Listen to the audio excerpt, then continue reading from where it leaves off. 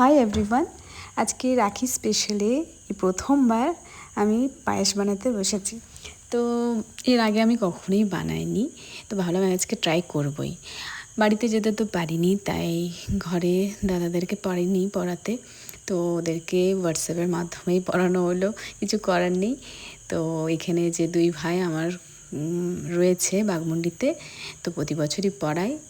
সেই দুই ভাইয়ের জন্য আরও কিছু ভাই দাদারা রয়েছে, তাদের জন্য পায়েসটা করছি, ইচ্ছে ছিল।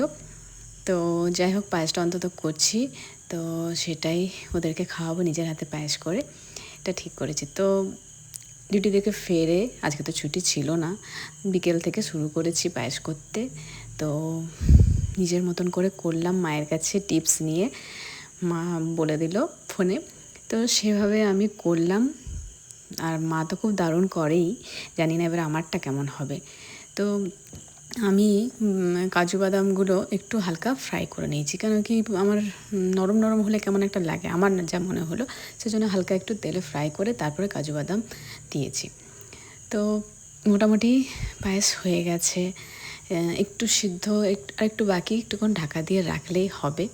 কোনো দিন তো করিনি, সেজন্য একটু টাইম লাগছে, আর তাড়াতাড়ি শুকিয়ে যাচ্ছে। আর জল দিয়ে করার ইচ্ছা ছিল না, মানে একটু হলেও জল দিতে হলো। তো পুরোটাই আমি দুধেই করেছি, সামান্য পরিমাণে জল দিতে হয়েছে, যেহেতু একটু টেনে নিচ্ছিল দুধটা, সেই জন্য। তারপরে উপর থেকে আমি গুড়ের বাতাসা দিয়েছি। তো আর চিনিটা একটু সামান্য পরিমাণে দিয়েছি, খুব বেশি চিনি দিইনি, যাতে মিষ্টি বেশি হলে খেতেও পারা যায় না। আর এখন সবাই মিষ্টি কম খেতে পছন্দ করে।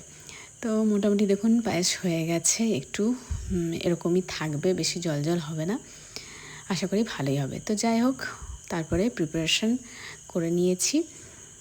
আর এই হচ্ছে দু ভাইয়ের জন্য রাখি, এটা হচ্ছে একটা ভাই আর আরেকটা ভাইও রয়েছে। তো দুজনকে সুন্দর করে রাখি পরিয়ে নিচ্ছি। এই দিনটা সত্যি খুব ভালো লাগে, যাদের যে বোনদের ভাই বা দাদা রয়েছে তাদের সত্যি খুবই ভাগ্য, আর যাদের ভাইদের বোন আছে তাদেরও খুব ভাগ্য, এটুকুই বলতে পারবো।